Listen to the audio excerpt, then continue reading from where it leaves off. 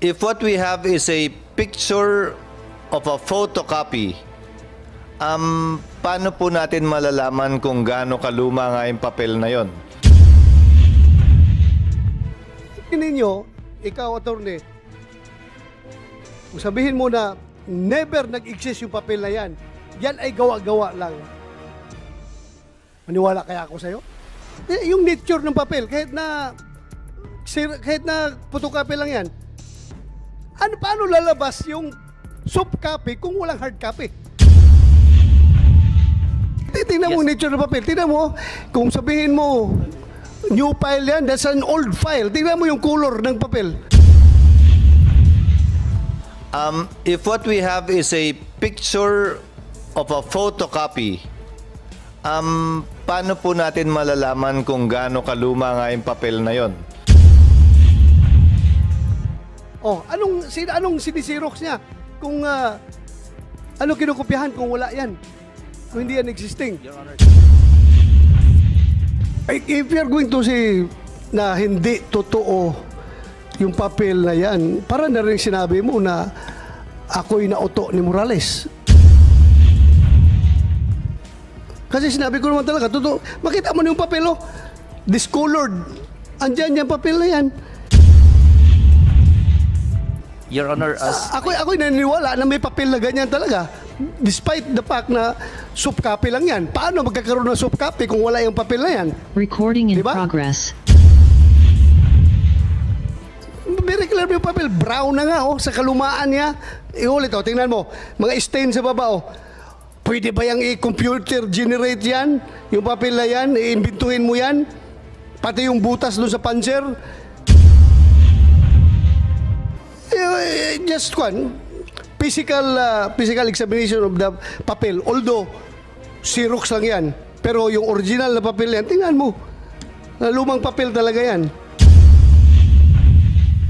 Tingnan mo nature ng papel. Tingnan mo, kung sabihin mo, new file yan, that's an old file. Tingnan mo yung color ng papel. Yeah? Color na papel. At saka yung butas doon sa confidential. Lumang papel yan. Pero ang tanong dyan, sino may hawak ng papel na yan? okay, Diba? that's what we are going to answer Okay. po, Your Honor, in my next presentation. And So, some of these slides. settle tayo dyan na kung hindi yan na-submit at hindi na-approve, obvious, hindi talaga magkakaroon ng control number. Yes po. Correct? Yes Okay. po. Please continue. But napakalinaw po during the series of questions na tinanong po yung ating resource person that he cannot even present any evidence that would prove that these two documents ay talagang nangyari o totoo. In this pre-operation report, makikita And po then, natin. if you're going to say na hindi totoo yung papel na yan, para na rin sinabi mo na ako'y nauto ni Morales. Kasi sinabi ko naman talaga, totoo. Makita mo na yung papel, oh. Discolored. Andyan yung papel na yan. Ang tanong lang kayo kung sino may hawak. Ha? Your Honor, as Ako'y naniniwala na may papel na ganyan talaga. Despite the fact na soft copy lang yan. Paano magkakaroon ng soft copy kung wala yung papel na yan? Recording in Diba? progress. Very clear yung papel. Brown na nga, oh, sa kalumaan niya. Iulit, oh, tingnan mo. Mga stain sa baba, oh. Pwede ba yung i-computer generate yan? Yung papel na yan, i-imbintuhin mo yan? Pati yung butas doon sa puncher? Just one, physical examination of the papel. Although, Xerox lang yan. Pero yung original na papel yan, tingnan mo. Lumang papel talaga yan. Kaya nga, ako yung naniniwala sa inyo na wala talaga sa inyo. Most likely, ito sa akin. Kung hindi man ito nalagay sa file ninyo, ito honest opinion ko ito. Kung hindi ito nalagay sa file ninyo, pwedeng ang gumawa nito siyang nagtago ng papel na ito. posible Ako, to be honest, I'm not destroying you, Morales. Ako, isa rin sa iniisip ko na pwedeng ikaw gumawa nito, hindi mo na-submit, baka nasa iyo yung papel na yan. Pero, sige lang, I am giving you the benefit of the doubt. Pero pag sinabi ninyo, ikaw, attorney,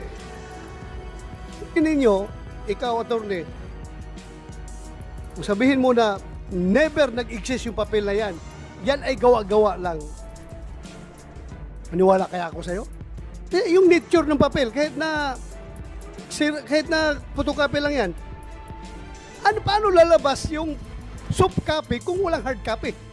Anong sinisirox niya? Kung ano kinukopyahan kung wala yan? Kung hindi yan existing. Your Honor, if I may. Yes. Siguro po yung papel na to, dokumentong to nag-exist. Oh, But nag-exist only on nga. the part of the Mr. Jonathan Morales, because these documents that I have been mentioning, never po itong naging part ng official documents Well, of PIDEA. naniwala ko sa inyo pag dineclare nyo yan dahil talagang tinignan niyo sa record ninyo. Tinignan niyo sa record nyo. Wala talaga yan. Yes po, Pero Your Honor. please do not make that impression to this committee na non-existent yung papel na yan. Paano nagkakaroon ng soft copy kung walang hard copy niyan? Existent yan, but you cannot determine the location of that paper. Yes, Your Am Honor. I correct? Okay, so dapat magkaintindihan tayo dyan. Yes, Your Honor. At tayo nagdududa kung sino nagtago ng papel na yan at sino nag-leak, di ba? Sino? Kaya yan tayo nagkakaroon ng investigasyon. Okay, Your Please continue. Thank you. Mr. Chairman, if I may, if an agent prepares a pre-op report, theoretically, and does not submit it, dahil nagdalawang isip siya, natakot siya, kung ano man ang motibo niya, o nabayaran siya, kung ano man ang motibo niya, he did not submit it, as you testified, wala sa records niyo. Is that document confidential? Is that document part of your official records? My answer, Your Honor, it's no. It did not become part of the official records of PIDEA. Maybe that documents ay naging official or personal file lamang po ng ating resource person. Ngayon, ang personal file ng isang resource person, tulad ng sinabi ng ating chairman, nung siya'y police, marami siyang mga informant, may mga ebidensya kang nakakalap, pag-alis sa departamento, pag-retire, dala-dala niya yun. Iuwi niya yun. Parang ako rin yan. Nung nag-congressman ako, nag-governor, unang term ko sa Senado, nung natapos, dala-dala ko rin lahat. Malay ko bang bawal yun? Sabi nga ni Senator Tolentino, wala namang batas na nagsasabing bawal yun. So hanggat hindi tinatanggap ng PIDEA para magpasa kayo kung itutuloy nga ba yung operasyon o hindi pa opisyal na dokumento ng PIDEA yun. Ganun po ba interpretasyon Yes niyo? po, Your Honor. So it may be a document prepared by a PIDEA agent, but not something that the PIDEA would stand on as of yet, because it has not yet been tested, the veracity, the validity, at hindi hinusgahan pa kung ito nga ay i-operate natin o hindi. Yes po, Your Honor. Ngayon, tudutuan ko po kung pinapanood niyo po yung mga hearing ni Senator Bato na number 1 yata to sa social media ngayon, ang alegasyon ni Ginoong Morales ay hindi sa pinayagan i-operate. Pinigilan siyang i-operate. Umakyat hanggang kay General dating Director Kakdak. Umakyat hanggang kay Gadapan. Umakyat hanggang kay Esasawa. Ang dami ng pinuntahan. Kaya pinatawag pa raw siya sa Malacanang. Ang tanong ko, kung hindi bahagi ng record ng PIDEA, paano ito matatanggihan ng kahit sino sa PIDEA kung wala sa records? Okay, Your Honor. Actually po ang nangyari dito kasi is hindi po sinunod ni Mr. Morales yung standard procedure of PIDEA. Kasi pag may dumating na confidential informant, yung dapat gagawin niya after conducting interview, si Mr. Morales dapat kakausapin niya rin po yung kanyang immediate superior, which is the division chief during that time ay si Director Francia. And after talking sana kay Nasaan si Director Francia? Francia, Nasaan si Francia? submit po siya ng Tabel? excuse Thank you, letter. thank you. Nasa- Your Honor, Mr. Chairman, dininay nga po ang instruction po ni Wait until I recognize you, ha? Kaya may chairman dito para ako magdala sa discussion. Tatanungin kita mamaya. You want to say something? No, he was about to say Yes. something. After po sana sa kanyang division chief, dapat malalaman din po ito ng kanyang director. And during that time, it's Director La Chica, yung Director of the Intelligence and Investigation Service. Nagtataka po kami kung bakit even yung kanyang division chief, si Director Francia, even yung kanyang director in the Intelligence and Investigation Service, si Director La Chica, hindi man lang na-inform. In fact, wala silang kaalam-alam sa nangyaring ito. Dumirekta daw siya kay Deputy Director General for Operation, si then Sir Gadapan. Hindi po yun yung normal procedure. In fact, the Deputy Director General for Operation, hindi na po kailangan yung approval niya. In preparing this particular documents na dalawang yan, hindi po kailangan yung approval ng DDGO. Ang mangyayari po, dun lang sa level nila, dapat naayos dun, and after that, kung after validation, okay, so dapat dun pa lang sila kukuha. Magre-report sa Plans and Operation Service para po makakuha ng Authority to Operate and Pre-Operation Report. So At in yung this case- binabanggit ninyong Deputy Director Gadapan, nagkataong pumanaw na. Yes po. Pero so far, yung mga buhay pa, hindi pinapatotoo. Yes po. Actually, Yung mga allegation yes po. so far Actually, na- Your Honor, sa presentation ko po, kasama po dyan yung affidavit of the 8 agents that during that time, they were assigned doon po sa Intelligence and Investigation Service. Now, kung sila po yung... Sandali ha. Andito mala si General Kakdak. Sir, this happened during your time? Di ba 2012, ikaw o si Gutierrez? No, Your Honor, it's but still Yusek Gutierrez. Ayun si Gutierrez ba, sir? Yes, sir, because I assumed October 18, but my order is October 11. Okay. Thank you, sir. Thank you, Your Honor. Ang hirap po na tayo matanong dahil puro pumanaw na, nasa langit na. Thank you. If I Thank you, may- sir. Thank you. If I Please may continue. Dito po sa dalawang nakita natin na pre-operation reports in Authority to Operate, sabi ko po kanina maraming blanco. And then we have to take note of the fact na linagay niya po dyan na 7 other personnel of the IIS, Intelligence Investigation Service. Consistent po yan doon sa kanyang naging letter sa amin pong Director General of PIDEA dated April 7, 2024 na yung conduct niya ng interview doon sa confidential informant ay in front of some other IIS personnel. So ano pong ginawa ni PIDEA para po malaman kung totoo o hindi? Pinatawag po namin yung mga naka-assign during that time sa Intelligence and Investigation Service. Sino-sino yun? We have consulted the Director of the Human Resource Management Service of PIDEA, and then kinausap namin sila, nangyari ba talaga to o hindi? Recording in Ang sabi progress. po nila, wala po silang kaalam-alam, wala po silang natatandaan based on their personal recollection na may nangyari pong confidential informant na nag-report stating therein na yung subject po na nandito sa ating pre-operation report and the authority to operate ay naging po. Okay. Yung nga, na-discuss na natin ang previous hearing, no? Yung affidavit nila. Yes, sir. Pero yung tinanong ko sila, were they present during the time na kinausap ni Morales yung confidential agent, allegedly, yung araw na yon which was a Saturday. Ang sabi rin ng mga agent na yon is, wala daw sila dahil Sabado. Yes po. Wala daw sila doon.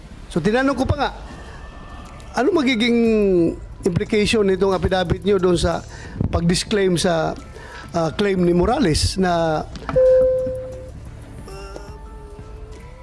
wala pala kayo doon sa area nung panahon na yan. Kaya just to be fair, just to give weight to all these testimonies. Yes po, Mr. Chair. Pero Sige, po, continue. sa letter niya po kasi, Your Honor, binanggit niya po na yung kanyang pagkakausap dun sa confidential informant ay in front of some other IIS personnel. That's why, ang ginawa ni PIDEA... Yung nga problema, hindi nga niya masabi kung sino yung mga tao yes na yun. po. We have Ma-recall a certain- mo, Morales? Sino yung mga kasama mo doon? Your Honor, nandun po doon sa deposition. Nandun po kung sino-sino yung nandun present. Hindi mo bigay ang pangalan. Wala mo, hindi ka malala. Harap mo. Your, Siguro- Your Honor, napakatagal na po nung pagkuha ko ng statement at yung istorya na yung 2012, Your Honor, nung kinunan ko yung confidential informant. Kaya yung pong sinasabi nila na ganyan pinaharap nila yung mga dati kong kasama. Your Honor, naiintindihan ko po yung pinagdadaanan ng mga kasama ko. Wala naman ho silang pagpipilian. Kung pipiliin nila ako o pipiliin nila yung trabaho nila ngayon, Your Honor. Okay, sige, thank you. Your Honor, continue. andito po yung mga nag-execute ng affidavit. We can once again ask them regarding this. Kasi wala naman pong ibang sasabihin si Mr. Jonathan Morales na kasama niya kung hindi po yung mga naka-assign doon sa Intelligence and Investigation Service. And then, one thing, Your Honor, if I may continue, dito po sa ating pre-operation report, ang nakalagay po dyan na unit is Unit 4-C. Yun po yung address sa Rockwell, Unit 4-C. At kinonfirm po ito ni Mr. Morales during the first hearing. At ito po yung lumalabas sa social media for the past 2 months na nakikita po ng lahat, nakikita po yung address 4-C po ito. At ito po kinonfirm niya for several times. Inamin naman rin niya na clerical error yon. 46-C talaga yung unit ni Marcel Soriano kasi nakalagay din doon sa ibang papel niya 46-C, di ba? Yes po, sir. So, ano mangyayari naman yan sa atin yan, yung mga nagkakamali tayo sa ating mga papilis? Mas importante, na-confirm natin na mayroong 46-C sa Rockwell na pinagmamay-ari ni Maricel Soriano na inamin mismo ni Soriano when he testified before this committee. Di ba? Your Honor, ang point lang po namin is sobrang magkaiba po yung Unit 4-C sa Unit 46C. Yung nga, inamin nga niya, nagkamali daw siya, kaya 46-C yun ang totoo. Tinanong ko siya kung saan ang totoo, 4-C or 46-C. Kasi mayroon din siya papel dyan na 46-C. Nakita mo? May papel siya dyan na 46-C. So, kinuprunta ko siya, saan itong dalawa ang totoo. Sinabi niya 46-C. So, let's leave it at that. Thank you. Please Thank continue. you, Your Honor. Please, next slide. Yung ating pong pre-operation report and authority to operate, they do not exist in the PIDEA Regional Office, National Capital Region, Records of Operational Coordination Reports. Makikita po natin dyan na yung March 10 and March 12, 2012, meron pong naging coordination. March 10, ang serial number po ay nagtatapos sa 22. Yung March 12 naman po ay nagtatapos sa 23, indicating na wala pong other coordination nangyari in between the March 10 and March 12. Yung March 10 pong binabanggit dyan, hindi po yan yung tungkol doon sa pumuntang confidential informant kay Mr. Jonathan Morales. Gusto ko pong i-reiterate na ito pong papel na to magpapatunay na wala pong anumang nai-report sa regional office ng National Capital Region pertaining doon po sa pumuntang confidential informant. At hindi po ito madadaya dahil serialized po yung control number. Magkasunod po yan, wala pong in-between na nangyari and wala pong other coordination. Kailangan ba talagang ipaparating mo doon sa regional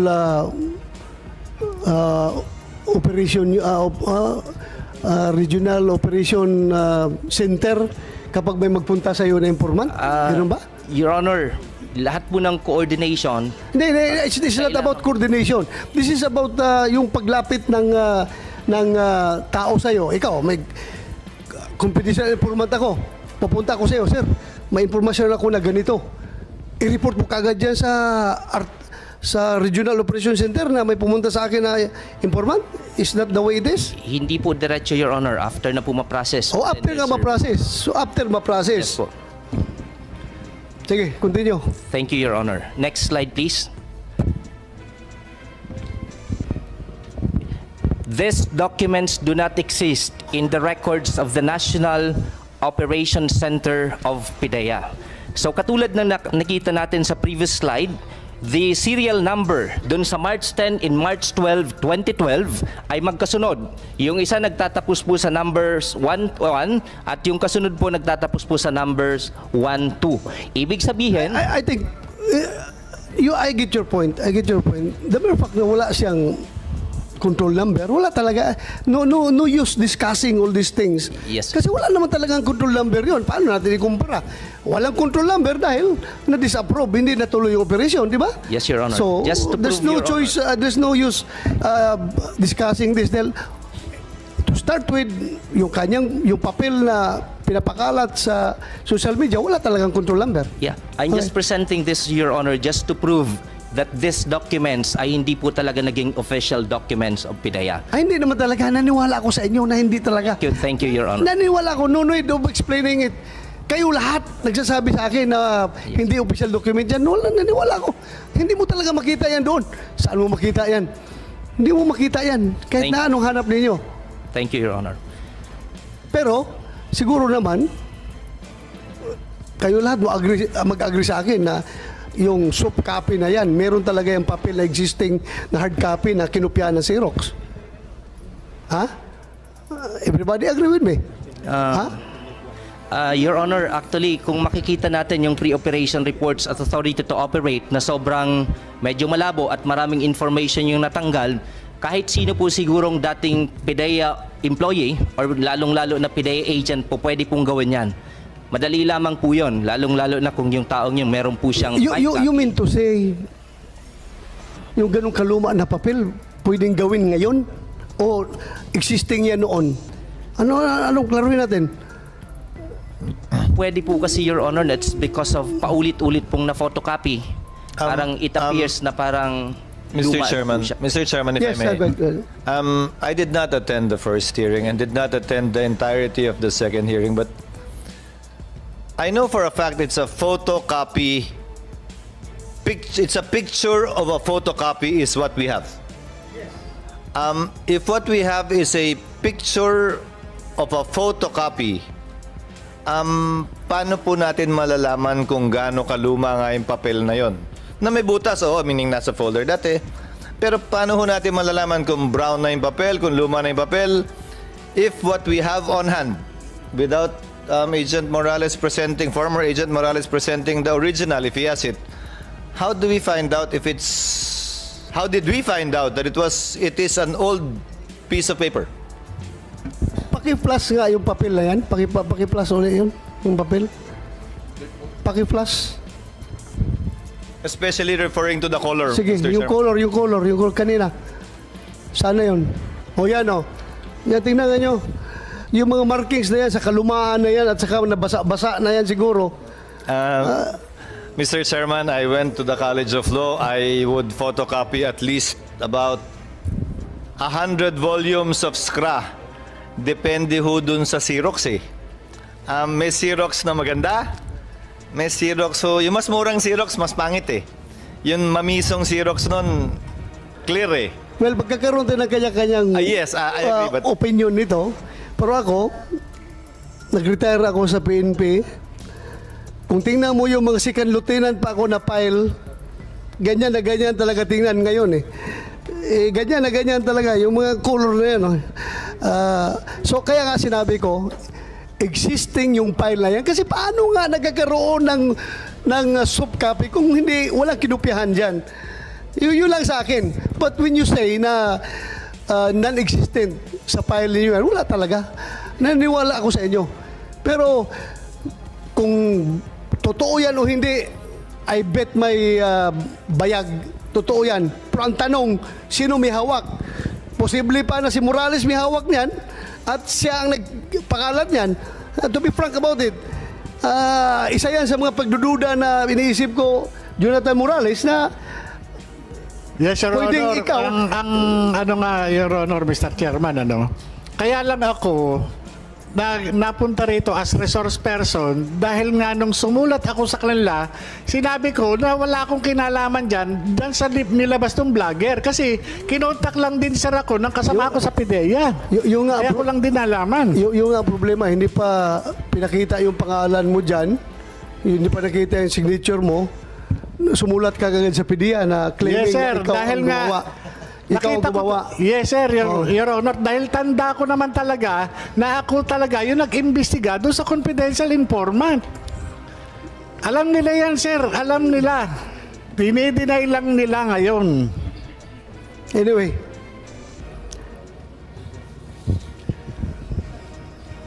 Sige, continue. Your Honor, next slide please. They do not exist in the PIDEA Blatter Book ng aming Plans and Operations Service from 2010 up to present. Lahat po ng anti-illegal drugs operations and coordination na ginagawa, aside from yung amin pong database, meron po kaming Blatter Book na dala po namin ngayon, yung hard copy. Nakalagay po doon from 2010 up to present. Lahat po ng coordination, lahat po ng anti-illegal drugs operation. So in this case, wala pong entry na nagsasabi regarding that confidential informant. Next, please. Next slide, please. Ito po yung certification that we have from the Plans and Operations Service stating therein na wala nga pong nakalagay doon na nagpumunta na confidential informant and wala pong nag-coordinate regarding that matter. Next slide, please. Dito po sa aming formis, nabanggit po ito dati na although hindi po nakalagay sa aming formis, ito po ay hindi rin nakalagay. Before formis kasi meron kaming data monitoring system, yung Damon po. Hindi din po ito nakalagay doon. And then, the name Bongbong Marcos. Hindi talaga malagay doon kung hindi sinubmit yan, hindi pinalagay doon. Wala talaga. Hindi mo makita yan doon kung Yes. meron nagtago niyan. Yes po. And meron nagtago niyan. Yes. So, And the name Bongbong Marcos. marami ka pa? Marami ka pang aside from that? Konti lang. Please wrap up dahil ako ang prayer ngayon sa session hall. Baka 2 beses akong pagalitan ni Spin ito. Hindi ako last session akong na-late ako sa prayer. Please, continue. And the name Bongbong Marcos, alias Bongit, does not appear in the National Drug Information System or Interagency Drug Information Database. Hence, he has never been included in the drug list or been subjected to any negation operation. Next, please. Remember, we're not talking about the drug list dito, ha? Ang ating pinag-usapan to yung leak na yan, yung pre-operation report at saka yung authority to operate, yun ang pinag-usapan natin, hindi drug list. Kasi ako, kung tanungin mo rin ako, nag-PNP ako, wala talaga ako nakita about that information. Ako mismo, honestly speaking, wala ko nakita. Pero hindi ko sinasabi rin na hindi siya pwede magiging subject sa information galing from somebody. Yun lang sa akin. Pero kung sabihin mo yung list na yan, wala ko nakita. Ako. Sige, continue. Thank you, Your Honor. Next is the affidavit, joint affidavit ng mga naka-assign in the Intelligence and Investigation Service during the March 2012. Okay, stating in the affidavit po na wala sila based on their personal recollection, wala po silang nalamang ganong information. Next slide, please. Certification coming from the Human Resource Management Service of PIDEA na kung sino-sino po yung assigned na mga drug enforcement officers during that March 2012. Next, please. And ito po, yung pagkatao ng ating resource person, one of the topics that we discuss in the investigation that we have conducted. Your Honor, Mr. Chairman. Yes, go ahead, Senator Chis. Yeah. Narinig na natin, akusado, maraming kaso, nagsinungaling noon, meaning it'll be submitted anyway. Since you will be doing the prayer, Mr. Chairman, Yes. I'd like to take advantage of the presence of this witness. Tokayo, Attorney Francis, is a pre-operation report an authority to operate that document? Is it a controlled document o form lang yun na matatagpuan sa opisina ng PIDEA? That's not a controlled document. Yun yan pong... So form lang yun na matatagpuan sa opisina ng PIDEA, Yes. dadabot ka ng isa kung may gagawin kang isasubmit kang pre-operation report o authority to operate. Tama po ba? Yes. Magiging controlled document lang yan pag nalagyan na ng numero. Yes po. So hanggat wala pang numero yan, hindi pa yan controlled document, therefore hindi pa yan official document, therefore hindi pa siya public document, therefore hindi pa siya kasama sa official records ng PIDEA. Yes po. Magiging official record lang yan, gaya ng sinasabi ni Chairman De La Rosa, wala kayong kopya kasi hindi pa nga sinasubmit. Kung hindi pa siya sinasubmit, edi hindi rin siya bahagi ng official records ng PIDEA. If it is not part of the official records of PIDEA, it is not the proper subject matter of a leak either yet. Kasi hindi pa naman bahagi ng official record ng PIDEA. Ngayon, posible na may ginawang ganyan talaga si Ginoong Morales. May informant man o wala, may nagbigay man ng affidavit o wala, may picture man o wala, posible yon. Pero hawak niya, file niya, nasa kanya.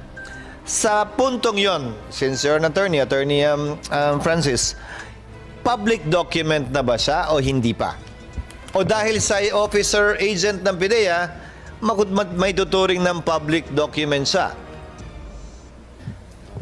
No, Your Honor. My next question, sir, is kung ito'y pinanumpaan, affidavit sino po ba'y nagpapasumpa sa PIDEA noong mga panahong yon? Marami pong lawyers na naka-assign po sa Legal and Prosecution Service of PIDEA. Sila po yung dapat na magpasumpa. Kung lawyer po yan at I presume pwede lamang sila magpasumpa kapag sila'y notaryo. Meron pong mga may notarial commission during that time. Yung walang notarial commission, meron po ba silang listahan ng mga pinapasumpa? Meron po kasi yung iba doon, although they don't have the notarial commission, allowed po sila to administer yung mga documents po. Allowed sila to administer oath, pero nire-record ba nila yung sumusumpa sa harap nila? Kahit wala silang notarial commission? Sino-sino po yung mga nagpa-administer doon sa office? Matanong ko po kayo, sa dokumento ng PIDEA, kung binaliktanawan nyo talaga at nag-research po kayo sa lahat ng dokumento, meron po bang nakasaad doon na may nanumpa noong araw ng Sabado patungkol po sa bagay na ito? At kung sakasakali, listahan ng mga notaryo o mga abogadong may notaryo, dahil may record po yan ng kanilang mga pinanumpaan 10 years ago, 15, 20 years ago. Sinasubmit po yan sa husgado kada taon ng lahat ng notaryo. Wala po kaming nakitang records. In fact, I issued as Director of the Legal and Prosecution Service a certification na wala po kaming nakitang records na ganon. And if I may add po, Your Honor, hindi po ito kasi yung usual na once meron pong confidential informant na, for example, first time na pumunta, wala pong confidential informant na papayag na itatranscribe into sworn statement po yon. Kasi in the sworn state, kung magiging affidavit po ito, ilalagay niya yung pangalan doon and then sasamahan niya po si Ginoong Morales sa Legal and Prosecution Service. Wala pong confidential informant na papayag sa ganon. So, sa kasong ito, kung may affidavit man, personal niya yon, kung sang notaryo man yon, kung may pre-operation o authority to operate man, hindi pa niya sinusumite kung sakasakali. Para tumugma nga yung sinasabi ng chairman na posibleng may ganun dokumento na ganun nakakatagal, pero hindi dumapo, hindi nakaabot, hindi nakarating sa talaan, sa record, sa dokumento na nasa pangahawak ng PIDEA para maging official document ito. Yes po. Although binanggit po ni Mr. Morales during the first hearing na yung affidavit daw is pinanotaryohan nyo or nag-subscribe dun sa Legal and Prosecution Unit of PIDEA. Walang record nga doon Wala pong records. nang may sumumpa doon sa petsang yon. Wala po, Your Honor. Huling katanungan, Ginoong Chairman. Itong pre-operation report at saka authority to operate, kapag ka ito'y nalagyan na ng control number, dadaan na po yan sa proseso at kailangan ng pagpasahan ng mga opisyal. Tutuloy ba to? Wag itutuloy ito? Etc. etc. Tama po ba yan? Tama po. So ito'y kumbaga application lamang ito. Opo. Pag sinumite, doon palang gugulong yung bola, ika nga. Opo. Hanggat hindi sinusumite, hindi gugulong ang bola. Opo. Tama At po. walang kailangan pagpasahan sino man sa hierarchy ng PIDEA. Tama. Mula sa kanyang immediate hanggang sa pinakamataas na opisyal ng PIDEA. Tama po. Thank you, Mr. Chairman. Thank you, Attorney, for that clarification. Thank you, Thank you Senator very much. Chis. Mag-sisisyon na tayo. Ganito na lang. Meron pa tayong isang hearing. Sana makarating yung hindi pa nakarating dito. Then afterwards, tapusin na natin. Tapos na ito. Mr. Chairman, Yes. on that point, before we adjourn, I'd like to raise an issue now or probably on the floor later because I heard the chairman earlier that we would have wound up this hearing if Secretary Ochoa had attended. But my problem, Mr. Chairman, is Maharlika, the number one antagonist, protagonist, character, whatever you call it, has no plans of attending. She has said so herself, Mr. Chairman. So, do we wait to and keep this hearing open? In regard to the other names mentioned, I brought this up in the last hearing, Mr. Chairman. For example, Mr. Morales mentioned President Duterte that he knows. Yun ang claim niya. And I raised the issue na hanggang saan tayo magpapatawag sa pangalang binabanggit ni Ginoong Morales. Binanggit niya si Ms. Maricel Soriano, inimbitahan natin. Binanggit si si General Kakdak, inimbitahan natin. Si General Serapio, inimbitahan natin. Gaya ng sinasabi ko, Mr. Chairman, at some point in time, we have to rein in kung hanggang saan lang, kaya ng sabi nating Senate President earlier. And that is the reason, Mr. Chairman, why I think I've been in the Senate for quite some time. The reason why a motu proprio is usually isa. And by tradition in the Senate, I'll mention this on the floor later. By tradition in the Senate, a motu proprio hearing is conducted during recess. Kasi wala pong session, may nangyari. May nangyari, kailangan mag-hearing. Or hindi pa nare-refer. Na-file na yung resolution, hindi pa nare-refer, kaya kailangan mag-hearing. But in the past, a resolution was forthwith filed para in direction maliwanag. Hindi yung depende sa makulay po ang buhay ni Ginoong Morales. Marami po siyang karanasan at marami po siyang nakasalumuhang mga tao. At hindi ho ako magugulat na totoong nakasalamuhan niya, yung mga kilala at mga batikang mga pangalan sa ating kasaysayan. Pero mahirap naman po na kada pangalan babanggitin ay papatawag at magdedepende ang pagpapatuloy, hindi pagpapatuloy ng hearing sa pagdalo ng mga pangalang binabanggit niya, lalo na wala naman po siyang personal knowledge, meaning hindi po niya personal na nakasalamuha o narinig. Yung mga di umanong bagay na sinabi, kabilang na yung personal na away ni Ginoong Santiago at ni Ginoong Enriquez. Kung ano man po namamagitan sa kanila, nasa kanila na ho yun. Ayoko na hong pakialaman yun. Kung ano man po ang sama ng loob ni General Santiago kanina kay Ginoong Enriquez na tila meron, nasa sa kanila na ho yun. Pero lumalabas pa rin po dito at obligado tayong pakinggan at pagbigyan. So at the proper time, Mr. Chairman, I hope we can discuss together with the other members of the committee, as the good Senate President has pointed out, because nothing, let me clarify, nothing prevents a hearing to be conducted based on a resolution specifically finding out sino nga ba ang mga adik, totoo ba yung sinasabi dun sa dokumento na sinasabi ni Ginoong Morales, etc., etc. Nothing prevents that from being done. Pwede po yan gawin mamaya o bukas, may pwede mag-privilege speech at yun po yung basihan ng pagdinig. Pero base sa privilege speech, base sa resolution, yun po ang magiging limitasyon ng pagdinig. Dahil sa totoo lang, naiintindihan ko ating chairman dahil interesado naman ako mapakinggan din. May opening sa lahat ng sinasabi ng ating mga testigo. Subalit, mahirap naman po na kada pangalan babanggitin ay gagawin nating depende ron yung pagdinig kung itutuloy pa o hindi na. Yes, Thank you, Mr. Chairman. Again, I submit. Thank you. I admire your insights, your inputs, and again, I have, kung hindi ko pa na-rule yan, right here, right now, I'm going to rule that kahit na nabanggit ni Morales, ni PDEA Agent Morales, si President Duterte, si President Bongbong Marcos, I have to rule now as the chairman of this committee that I'm not going to invite those personalities. Now, but please just give this chairman the, how do I English this? Please give this chairman the Leeway. No, not leeway. I'm referring to give this chairman the prerogative to invite kung sino ang gustong i-invite. And anyway, yung sinabi ni General Kakdak, most of them are not to be strict about it, about the being a germane to the topic. Ay medyo ibang topic na yun, di ba?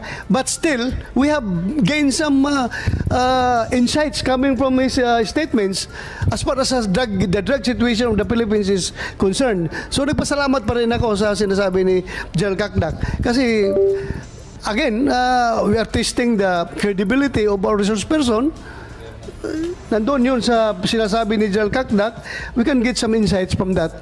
So right now, I am asking my colleagues and also the Senate President na pagbigyan na lang ako kahit na ito'y motu proprio investigation, one more time, isa na lang. Next week para naman tapusin natin. So yun lang po. Again, thank you sa inyong lahat. Again, next hearing is yung report daw nyo, sir, pwede yung about sabi ito ng sekretary ato. Binigay ko yung Monday, May 20. Monday, May 20, next week. In this room, 10 a.m. in this room. In this room, the same room. Sana makarating kayo. Except General Kaknak, wag na, sir. Yung mga PDEA lang at saka yung ibang invited. Ikaw, sir, okay ka na?